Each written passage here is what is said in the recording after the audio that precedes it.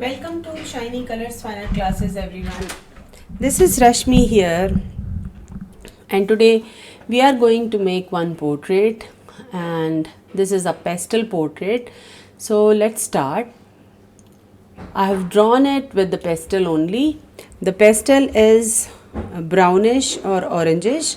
You can choose any that is not black, but avoid drawing it with the pencil. The reason pencil को जब हम use करते हैं तो that graphite doesn't mix with the pastel. So जब हम painting अपनी पूरी करते हैं then some time we can see that pencil line from the underneath colour and that doesn't look good.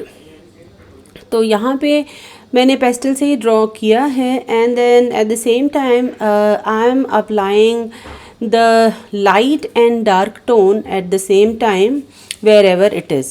So जो cheeks हैं, जो nose है, जिस पे जो light effect हो रहा है, so वो मैंने पहले ही block in कर दिया है. और जो जहाँ पे dark part है nose के अंडर में जो bottom plane है nose का and जो eyebrow हैं, जो lips वाला area है that also हमें block in कर देना है so that we can see the face little bit.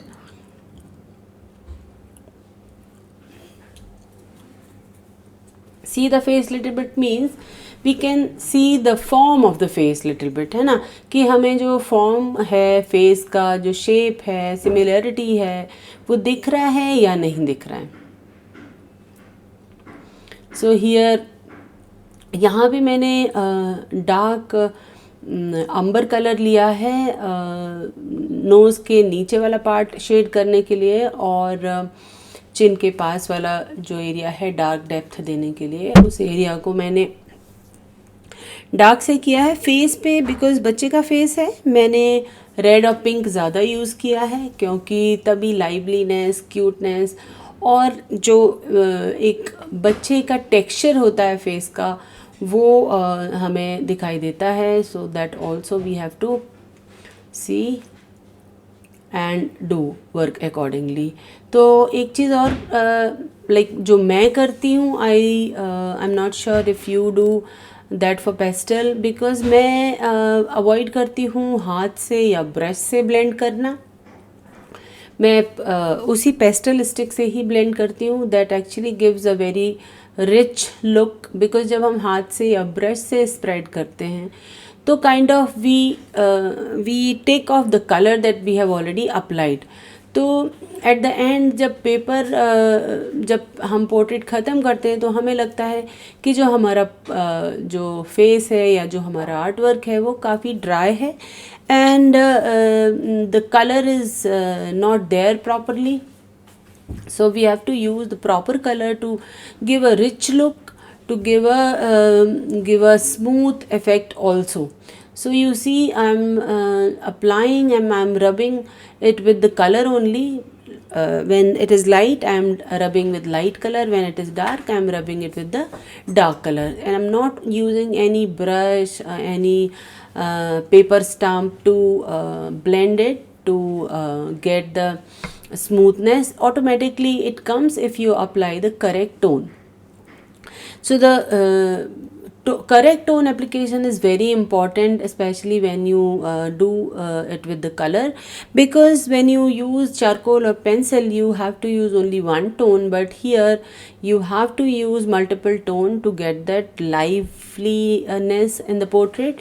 So just take care that your portrait should not look very plasticky or very artificial, especially when we make the smile and all. So use the correct color, correct tone that will give your portrait life, that will give your portrait natural effect and will not look very brownish or very dull. So that is very important when you use color, any color. You can use watercolor, pastel color or any other color. So here you can see we got a good skin tone, we got a good texture on our face, I'm using here a new pastel from Prismacolors. The description I will give you in the description box, so please see that. And one more, the thicker sticks are from Gallery brand, so I'm using both the brand, preferably Prismacolor, but whatever colors I'm not having in that box. So that is my color is 24 color set, but the Gallery color set is 48. So we got kind of all type of shade and tones when you mix both the set. So here we have to come to the eyes now. We have to give more detailing on the eyes. So see, I have just zoomed our reference picture, so we can see how the tone is working in the eyeball and in the iris part. We have to give the tone here near under the lips also, and we have to see, to give the natural smile, we have to see the correct tone everywhere, near the lips and near the eyes as well. So to make the portrait natural, you know, eyes तो है ही important, but lips are more important, because sometime अगर lips की जो practice नहीं होती है ठीक से, तो जो एस्पायरिंग स्टूडेंट्स हैं या जो एस्पायरिंग आर्टिस्ट हैं, जो लिप वाला पार्ट है वो बहुत नेचुरल नहीं आ पाता है, क्योंकि understanding lips is very important.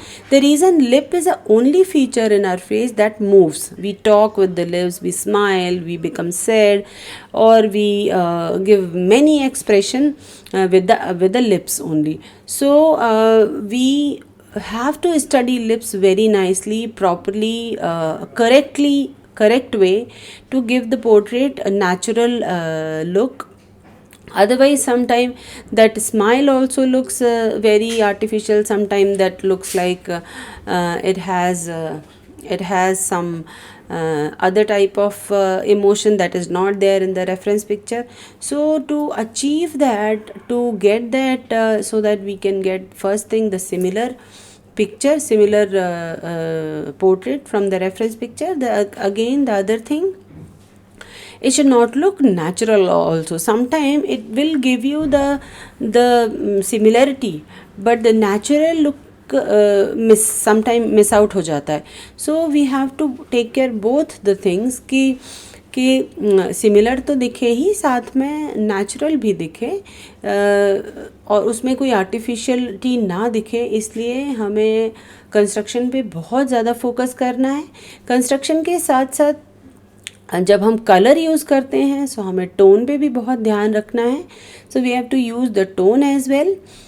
And tone में भी अलग अलग स्ट्राइप होते हैं, लाइक फोरहेड पे डिफरेंट टाइप के कलर यूज़ करते हैं जो ज़्यादा ब्राइट होते हैं, क्योंकि फोरहेड पे लाइट सबसे ज़्यादा रिसीव होती है. चीक्स में डिफरेंट टाइप के कलर्स यूज़ होते हैं, पिंक शेड, बिकॉज ये एरिया जहाँ पे सबसे ज़्यादा ब्लड वेसल्स होते हैं, और हमारे जो चिन और आसपास के जो लिप एरिया के पास है, वहाँ पे हम ग्रेश और भी ग्रीनिश, ग्रेश, पर्पलिश कोई भी टोन दे सकते हैं जो पर्टिकुलर पोर्ट्रेट से रिलेटेड है. मतलब कि बच्चों में डिफरेंट कलर आते हैं, बड़ों में डिफरेंट, ओल्ड पीपल में डिफरेंट. तो इस तरह से हमें कलर टोन का भी बहुत ध्यान रखना है कि हम अपने कलर टोन भी सही तरीके से अपने पोर्ट्रेट में डाल सकें. सो ये देखिए हमारा पोर्ट्रेट धीरे धीरे काफ़ी नेचुरल बनते जा रहा है और बहुत ही सिमिलर भी लग रहा है. हम आ जाते हैं बालों पे.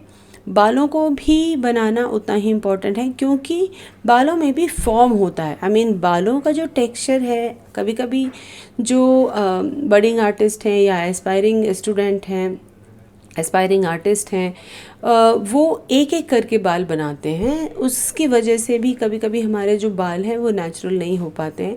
तो बालों का भी एक अपना फॉर्म है, क्योंकि बाल जो हैं वो उनकी स्टडी हमें ओवरऑल की तरह करनी होती है. ऐसा नहीं कि एक एक बाल, क्योंकि बाल एक स्कल पे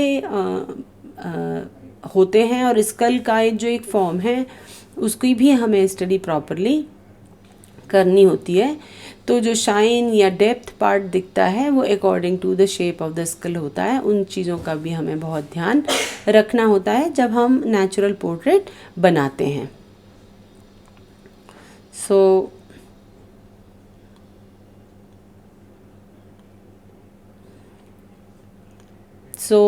जो बालों के नीचे है उसके नीचे हमें थोड़ा बालों का शेड करना है, so we have to make it little dark. उसके बाद हमें उसके बीच में लाइट इफेक्ट देना है। So see I am still giving more and more tone so that we can get the little natural skin tone, little natural features, and we can get the face very lively. So here you can see almost near about to finish. तो जो original video है वो जो original speed है that took me 2.5 hours to finish this portrait. तो मैंने यहाँ पे कंप्रेस करके इसको 13 मिनट में आपको प्रेजेंट किया है। इस वीडियो को मैं अपने पैट्रियन लिंक में डाल रही हूँ। सो इन केस अगर आपको लाइफ टाइम वीडियो देखने हैं, पूरा वीडियो देखना है, तो आप मेरा पैट्रियन सब्सक्राइब ज़रूर करें, पैट्रियन में मेंबर बने, सो दैट आपको जो हमारे रियल टाइम वीडियोस हैं वो मिल सकें। And support me on my Patreon link also. आप लोगों का जो सपोर्ट है मेरे यूट्यूब पे उसके लिए बहुत बहुत थैंक यू। और आपके कमेंट्स एंड आपके लाइक्स मुझे बहुत ही इनकरेज करते हैं अच्छे अच्छे वीडियो डालने के लिए, बनाने के लिए। So please do like and do comment on this video if you liked it. अगर आप चैनल पर नए हैं तो चैनल को प्लीज़ सब्सक्राइब ज़रूर कर लें, बेल आइकन को ऑन रखें सो दैट आपको नए वीडियोस के नोटिफिकेशन टाइम पे मिलते रहें। आपका कीमती समय देने के लिए बहुत बहुत धन्यवाद। मिलते हैं अगले वीडियो में, तब तक के लिए थैंक यू। होप आपने मेरा ये लेसन एंजॉय किया होगा और सीखा भी होगा।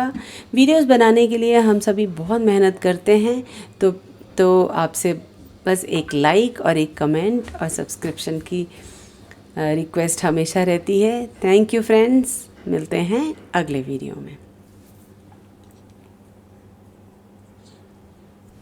Enjoy and happy painting by the time.